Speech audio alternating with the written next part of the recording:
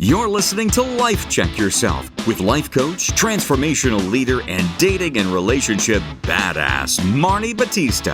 Every week, you'll get the raw truth from top experts and real people on the important life and love issues you want to know about. So if you're ready to life check yourself in your relationships, your career, and the areas of your life that matter most to you, and you're not afraid to be called out on your stuff, then you're ready for what's next. Life Check Yourself with Naketa Ren Thigpen. Break this habit and overcome your self-rejection. Ladies, welcome. I'm super excited to be here with you today. I have Naketa Ren Thigpen with me, and she is on a mission to help build stronger families, which is like near and dear to my heart. That leave new multi-generational imprints, which is like just a whole conversation in itself. And that it comes from ripples of love, empathy, adventure, victory, edification, that all comes from a place of self-actualized wholeness. She is the #1 balance and relationship advisor in the world. She activates power couples and potent humans. So all of you asked me, like, is there a woman who can help my man? This would be her. I love it. She says she works with people who privately identify as lazy overachievers. And while most of her clients are founders, entrepreneurs, or entrepreneurial-centered organizations, the commonality is that they all honor the need to rest and recharge with room for relationship bliss just as much as the desire to dominate audacious milestones. So it's about making work-life balance, having sustainable, successful businesses, creating yummy, delicious mental health, and intimate, passionate, healthy relationships. You are amazing. I mean, you're a licensed clinical social worker. You're double board certified. I mean, girl, what do you not do? You have a podcast, ladies, the Balance Boldly podcast. You got a book. So tell me, I'm just really curious. So this is like a potpourri of a lot of really potent concepts that all come together to what you call this whole actualized self. So where did this come from? Because you're clearly, I don't know if you're a lazy overachiever, but you are an achiever of many things. Oh, I love all of your energy and everything about where you're coming from in that angle. I am 100,000%, if that is a percentage that exists in this world. I am definitely the original lazy overachiever. And I say that a little tongue-in-cheek because the reality is you can't be overachieving and be lazy by the patriarchal definition of lazy, right, from our textbook. But I mean it as in I had to first honor that it was okay to slow down, to give myself permission to pause, to be okay twiddling my thumbs or staring at the sky or listening to the birds if that is what I needed to maintain sanity for all the other language, right? So a lot of what I did, even going into social sciences and evidence-based research and all the things that I did in my earlier years of education was honestly to figure out me. I love to say that, right? It was to figure out me. It was to figure out my home, my helpers, those who weren't helping themselves. I came from a very dysfunctional background, every abuse under the abuse definition, all of the big T traumas, little T traumas, all of it. And I just didn't understand. I'm like, I know inherently there's a good human somewhere underneath this arbitrage of crazy that, my caregivers who weren't really caregiving. And so my role to just understand human behavior kind of led me down a deeper and deeper rabbit hole of my nerdism. Yeah, I love that. Right? I didn't, some things you don't know till you know. And I didn't know growing up that I was a nerd. I was a pretty average student. I wasn't my youngest gets an A-. It's like, oh my goodness, the world is falling, right? I was much more like my oldest, although he's a lot more bolder. He's 27 in a couple of seconds at the time of this recording. And he was more like, I mean, it's a C. I'm passing. What's the problem? He was just, very different. I wasn't that bold about it, but I definitely was quote unquote average. Yeah. From an academic sense. But where I wasn't normal, and I feel normal is not necessary, is I was deeply connected to people. I didn't understand being an empath or a high sensitive person. Of course, I didn't have that language at 9. But I realized very, very early on that I could sense people. I could not only sense their emotions, where they currently were, but I could sense the potential of where they could be if they weren't carrying so much baggage. So a lot of the educational rabbit hole that I went down was honestly trying to figure out where did that come from and how could I evoke that in a healthy way so I could protect my children from living a Twilight Zone repeat of my childhood. Of your life. Yeah. Right. Yeah. I think we have the same children and the same story because that was my why, right? Like my kids were, when I got divorced, like 8, 5, and 2 ish. But I remember thinking like, I'm not sure if I have enough in me to fight for my own self.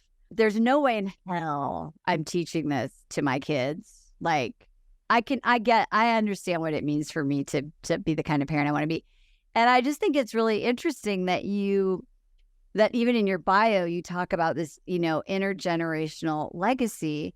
And I think that it is really interesting because when I talk to clients or people about it that don't have kids or have other choices going on in their life, they're like, oh, I never thought about legacy. I never thought about intergenerational legacy. So what does that mean to you in your world? Because I'm guessing it means more than like, do your kids not, tell lies after you're gone? What does that mean? Right. Well, first of all, the world would shift on its heels if we can keep teens and tweens and young adults. Yeah, exactly. Right. I have not bottled that cereal. Right, exactly. We'll work on it together. I would say for me personally, the multi-generational imprint. Yeah. For me, that's the ripple that happens when we are authentic, transparent, and kind. And not just Wait, just slow that down because I think say that again slowly. Like those are like words that get thrown around, but they're really, really powerful. So just let's rewind it for them. Say that again. Yeah, I got you.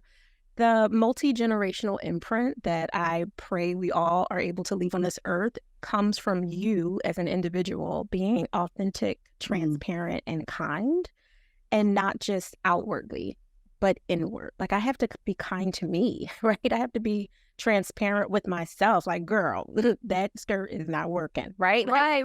Yes. Being honest. Yeah. And the authenticity, which I feel like is different than transparency. Like you could be very authentic in showing up as fully who you are, but not being transparent with why you are being that way. Like maybe your authenticity is based off of a foundation of people pleasing or lots of trauma or lots of very open oozing wounds. You are authentically who you are, but that's not being transparent to the reality of where it's coming from and how you could heal, Yeah. And so I feel like if we can start with that, and that is a daily practice for me with well over 25 plus years in the industry and in my career as a psychotherapist, trauma specialist, all the things, I still have to remind myself, Nikita, be kind. I just went to the doctors the other day. My husband and I love our physician. She's amazing. She spends so much time with us just because she likes us more than anything. We were in there and she was asking me like, why aren't you getting enough calories? Like, what's going on? I have a rare autoimmune, so there's like all these extra special things. And I was like, I'm genuinely not hungry, but it's probably just because I'm being lazy. Now, I meant it in the kind way that I mean. Right, yeah. Myself. But, our language, our private language isn't always the public language and others understood.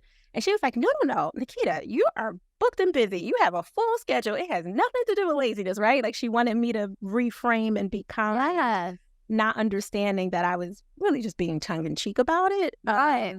But I did hear her heart. And I heard her saying like, I don't care how high up on your balance and relationship advisor level you are, you be kind to yourself. Like you be mindful. And that was, even though it was taken out of the context of what I really meant it, just being silly, I did understand what she was saying, is be mindful of the words you say and how you say them, even when you are talking about yourself. Because if I can't do that consistently with myself, then how am I really honestly, Marni, going to show up for you or someone else when I'm like, good morning, brilliant beauty, right? Good morning, regal. And I mean it when I say it. But if I don't feel that way about myself, then it's really hard for me to create any kind of imprint, because it's not coming from my self-actualized wholeness of being a model of what I want to see more of in the world. Yeah, I think what people are lazy about is their words, right? I mean, right? Like, I think if I could just say like one news flash from this episode that you've brought to the light is that that internal kindness is neglected because we're so thinking about, making sure that like the person whose kid broke his leg, has a baked good at school, for the committee, right? Or making sure that, your coworker has something going on in the family. And so you're going to just like do the extra mile for them, right? Meanwhile, you're like, driving on the freeway going, you idiot, how did you forget your phone? What's wrong with you?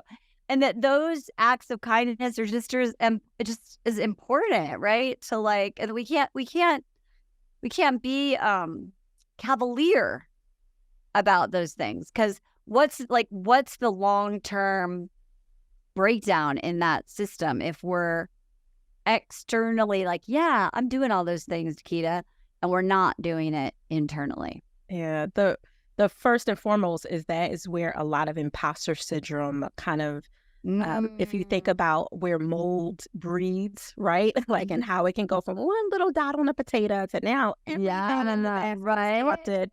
That's how imposter syndrome, in my belief, starts. Is it's coming from some place of something that we know isn't completely true for ourselves. Maybe we are the PTA mom, super woman, superhuman. On the weekend with our kids, we're doing all the things. We show up at all the places. People are constantly saying to us, how do you do it all? Right? Like, how do you do that? And they're like, I'm like, right? With your cape tied around your neck, literally choking the air out of your body. But we're pretending that it's stylish and it goes well. So I do think that is where a lot of that starts, which of course, when you have imposter syndrome and you're really discounting all of your actual achievements, all of your actual accomplishments, all of the actual wins in life you've had for yourself, which you probably didn't slow down to appreciate and celebrate, but also for other people, because there's this tiny, tiny thing that you know about your truth, that you were busting out yourself on the road to this speaker engagement, right? Like, oh, I didn't pack this, I didn't iron the blazer, I didn't do this, I didn't do that. And not just constructively critical conversation with yourself, right? Better, because that's different. But really being nasty. And you would never allow anyone to talk to people you love the way you talk to yourself. So that's what I think is, high level. But then you get into, you're raising your cortisol levels. Stress-induced illness accounts for 90% of the illnesses that are non-congenital, right? Like that are where you were not in your genes. I mean, write that down and put it on your freaking computer, people. That part. I was sitting out that shit, right? Like, what I think, how I show up could be killing me. Yes. And to be real. Yeah. It is, right? And it's killing you slowly, but not necessarily softly, as the old song would say. Yeah, exactly. It's not romantic. And when you think on a day-to-day, if I have a cold, it's hard for me to just kind of process information. Yeah. My head is foggy and cloggy. I'm kind of vainly worried, like, is anybody seeing me constantly rub my nose? Am I red under hair? Am I shaving, right? Like, we're kind of just that with a regular cold that's not necessarily stress-induced.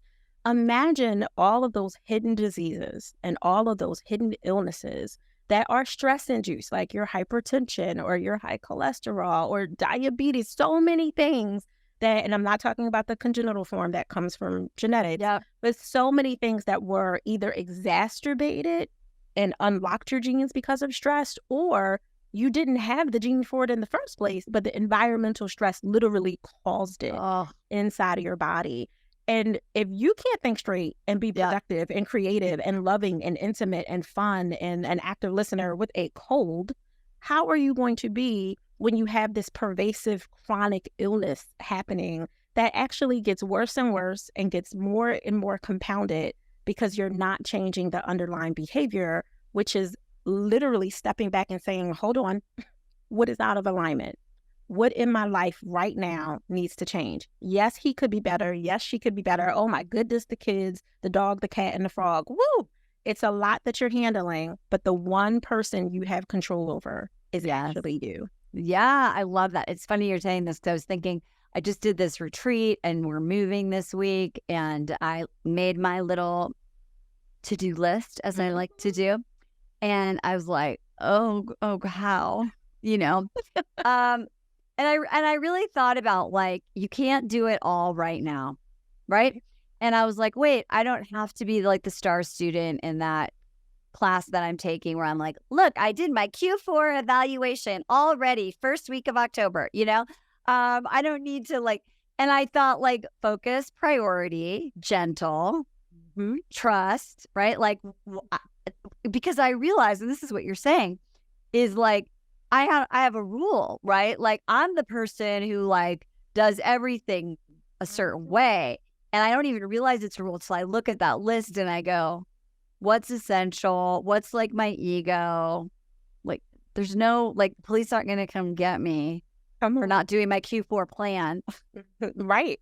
But I believe as successful, overachieving women that have a lot of people counting on us, we literally think our consciousness is so limited that we literally believe that every single thing is essential, which leads me to the next topic. And I'm really excited for this one because I've been talking to a lot of busy people with really, I don't want to say how it's the right word to say this, bosses who could be better leaders, managers, and communicators. And I don't know if that's the soul's journey for people, because I haven't worked in corporate in a really long time, but you're going to learn a lesson because your bosses for the next 10 years are going to force you to learn how to set a boundary. But talk to me, what's going on? Because you do a lot of corporate working with executives and CEOs. What the hell is going on out there? Post-COVID, people are I used to work from home, but now I can't. And then there's the budget's getting smaller, but I have to be careful because I'm going to lose my job. But also I hate this.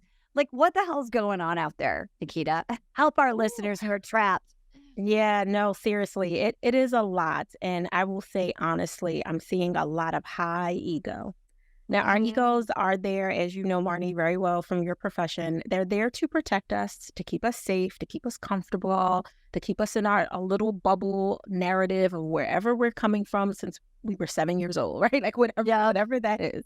It's not a bad thing to have an ego. It is bad to have your ego in the driver's seat. Yeah. And I think that's what's happening for people is their survival default is to go to ego because ego protects self.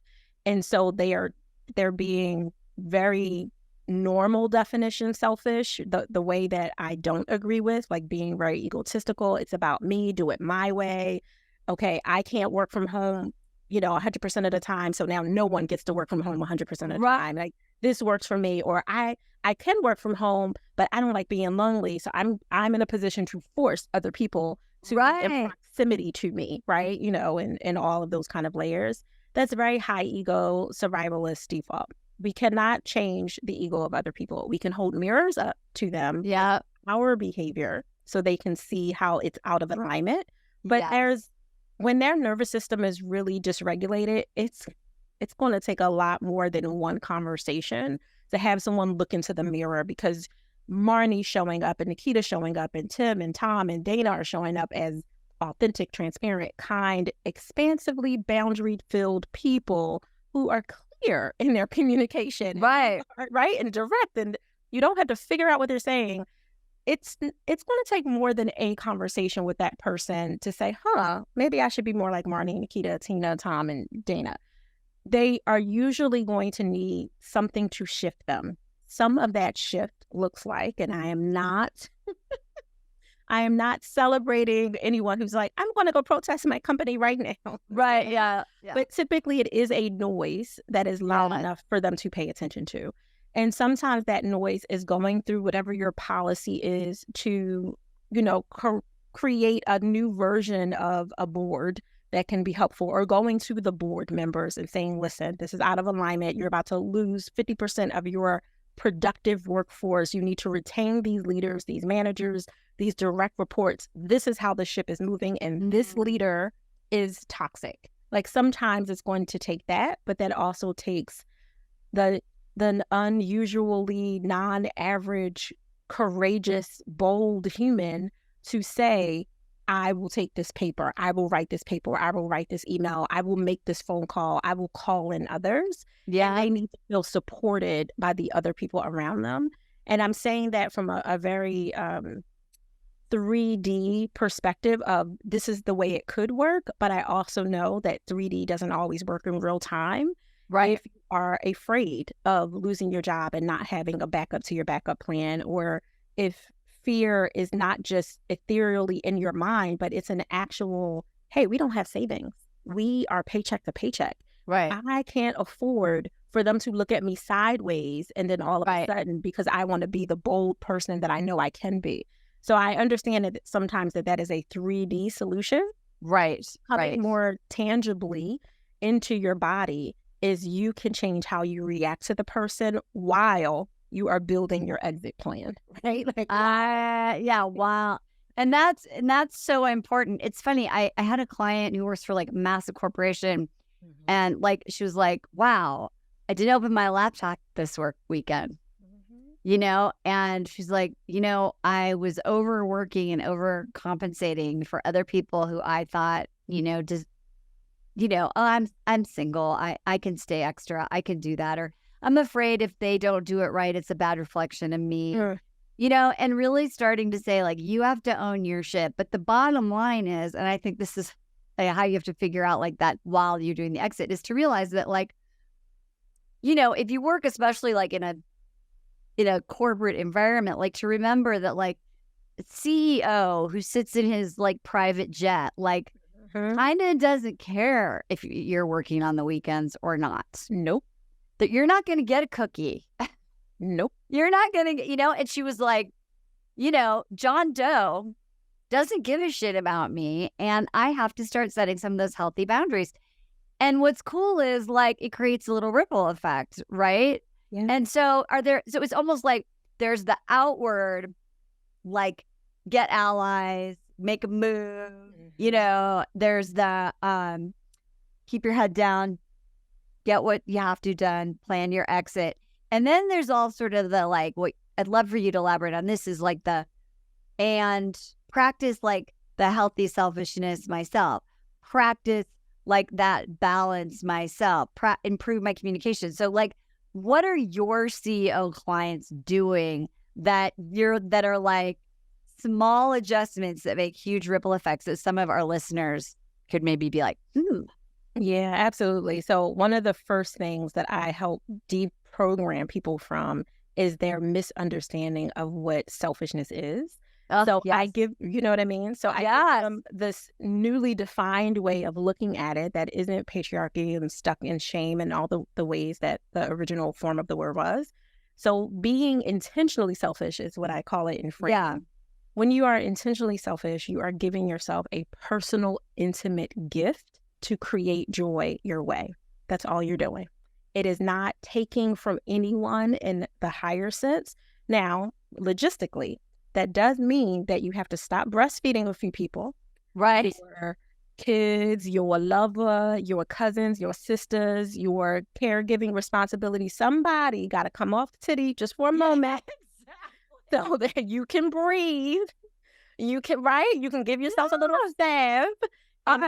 Refill yourself with whatever hydration, literally, as well as figuratively, that you need, rest, sleep, nap, orgasm, whatever it is that you need to just really refuel for the moment. So now when you go to breastfeed again, those that you love, those that are rightfully or righteously connected to you, not the people who are just sneaking in, because, treating you like a nursemaid with your energy and with your resources and with your time. But for the people you rightfully want to give to, you actually can do it without resentment. Yes. You know what I mean? You can come in and be like, okay, here, come. I have something for you, versus I don't have anything.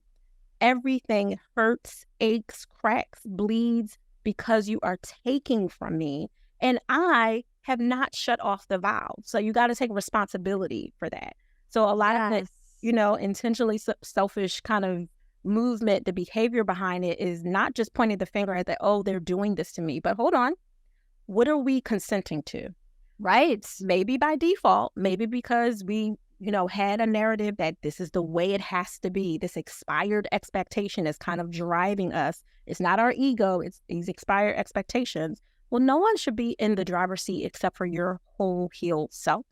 And if you are not whole and healed, then you get to be in the driver's seat with an accompaniment of advisors, right? Yes. Yeah. Whoever they are, your therapists, your coaches, your spiritual counselors, whoever it is that you have, your trusted kitchen table people, not the people who are there for gossip, right? Like having those people there with you, just like way back in the day, because we are women of a certain age, when you were learning how to drive, you had to do it with someone who was licensed. Right. Right? Someone had to show you so you didn't crash through the restaurant window. Right. And although you were anxious and scared to allow someone else to leave you while you're holding this 2-ton vehicle, in your responsibility hands, you're holding your life in your hands. So you may be the licensed professionals, and I don't necessarily mean it by a piece of paper license, but those who have already proven that they can drive. Right, exactly. I love that. You know what I mean? Yeah.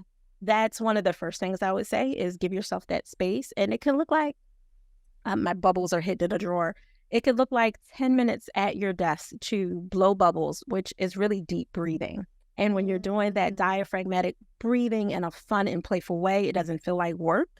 So you get to blow bubbles in the bathroom if you can't do it at your desk because you're in a cubicle and somebody's going to say they have allergies to scent, Right. Which is, it's real. So I don't want to make fun of it, like sometimes you feel like I can't do anything because this one has an allergy and we can't do anything like that.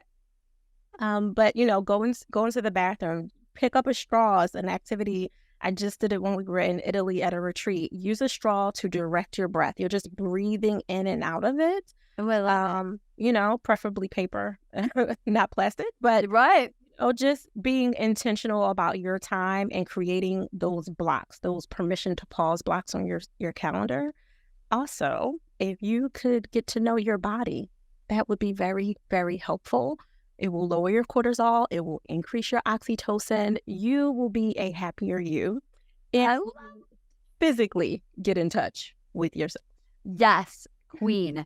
I love that. Well, and I think that these are the things that people are like, they either shut these parts down, like just even blowing bubbles, right? Like shutting down your vitality, your playfulness. Like, I don't have time for that shit, And the last thing I want to say to really underscore, because I think this is so huge, what you said is that, like you think these people are going to die without your nourishment, and like really be like, I would say like question all the assumptions you're making about all the people and all the tasks, like me with my little list, right? Like, yes, I think just even asking yourself the question to create a different reality where you are not the like fucking mothership. Come on. You are right? 1,000% right. We all know, we've heard the stories. You have this major important career, and then Lord forbid something happens where you are unavailable for a year, and it wasn't a agreed upon sabbatical, but maybe it's a sandwich generation like I am, where your elders, you're in a caregiving responsibility, but you also still have youth that are also depending on you. So you're caregiving in both ends of the spectrum. And there's not a lot of room for you or your lover or just the natural things that you want to do. When you find yourself in those positions, you can often get so stuck in your head that the world is around you because you are spinning a lot of plates. As one of my clients would say, you are handling a lot. Yeah. noise and whirling that's coming in directed at you, but it's coming from you. And then when you are unavailable for this year, how quickly everyone forgets your accomplishments. As soon as they really realize, like, oh no, you're not just off for a couple of days, like you are legit unavailable and not accessible, then you are replaced just like that. Someone will be in one of your board seats, one of your volunteer seats, one of your 5 committee seats. Someone else will be there, some other people-pleasing person who is maybe potentially building their portfolio will happily take everything that you felt could not be done without you there. And you will look up and realize how overused you are, how unappreciated you are, and how resentful you feel to yourself for not actually creating a life that you get to enjoy, because other people sure enough will without you. Oh my God. That is so like, I wish I could make that a plaque on my wall. Because I was just thinking in my own life, like I lived in this 4,000 square foot house in LA. I had this like whole life. I had like how, I had like a thing. And I was like, I'm so busy and I have to have all this stuff because I'm so busy and like I can't do anything myself. Anyway, and in my ongoing effort, like of my radical living challenge year of like simplifying and like removing until there's just like what's essentials left. And I want to tell you, like, there are so many things that do not need to be done. Number one. Number two, there's so many other very capable people who can do stuff. But I really love this because I think I'm a pretty like, conscious, savvy chick. But it wasn't until I started getting really intentional about like asking like, what is essential? Like, can someone else do this better? Do I even need them to do it? Mm-hmm. Like all this spit plates, you're like, who told me there were 20? Is there a way? It's only 4. You're like, while you're doing it. But the plate spinner told you there were 20. They handed them off to you and ran away. Like some other 50-year-old woman was like, 5-year-old, yeah. Right. You think you can do it better? Go ahead. Yeah, like you take those plates, honey. So yeah, you're brilliant. So when you went to Italy for your retreat, what was the big sort of like the big takeaway around then taking all that you've talked about, healthy, intentional selfishness and planning your exit, but also keeping your head down, like, and then creating this whole piece like of who you really are. What's like the big takeaway that your clients walk away from there? What's the knowing, if we could just like drip it in to our listeners as like to plant seeds? Yeah, I would say for these women who are incredibly brilliant on every level, that represented 14 different countries, so all across the globe, different cultures, all the things. One of the biggest things that came up like a peony flower blossoming right in front of you was this awareness that as successful and amazing and brilliant and very, very highly accomplished as they are, there was this through line of loneliness, feeling that there weren't other humans, not just women, but other humans that were dealing with what they were dealing with and still struggling because, there's survivor's guilt, there's, what is it? What's the theme? Grass is greener on the other side. People think, like you said, 4,000 square foot house, so they made this assumption about how grand and great your life was, but there was obviously something else calling you forth that you were wrestling with. And so many of these women, I would dare say every last one of them in the room were like, I'm not alone in this. And I don't have to imprint, impact, engrave the generations alone. Like, this isn't something that's just mine. I have to do my part, but it's not just mine to carry. And I will honestly say, Marni, that shook me because, we're founders, right? We're entrepreneurs. We've been doing some breakthrough things that people are crazy, for doing. Being a reflection of the work that you're putting out in the world can make you look strange and really, really different. And embracing the weirdness feels good when it's on a mug or a t-shirt, but when you're living right? When you're living it out, it can be really lonely. And so I had an awareness of self in co-facilitating, co-designing, leading this retreat, which is actually a 1-year fellowship that kicked off in Italy. When I was there, I was like, I feel full. Like, this is such confirmation. And you're not looking for the confirmation, right? But when it comes up and just blossoms in front of you, this was such confirmation that the work is needed, that I don't have to do it alone. I'm not alone in this work. There are partners out here. There are Marnies in the world who are also doing their part. And you don't have to feel like no one gets it, because someone else does. They just don't have someone listening the way these women, we held them captive for 4 days, right? Yeah, right. We were there to show them that they are seen and they are heard and appreciated and all the things. And it was mirrored back in their willingness to do the hard, yucky, mucky part of self-awareness work and self-knowledge work, right? Like, that was beautiful. And what was fun is when we tried to pivot into like a bigger change project, you know, to push it out, to go from inward to out, they were like, no, we are not done with the end.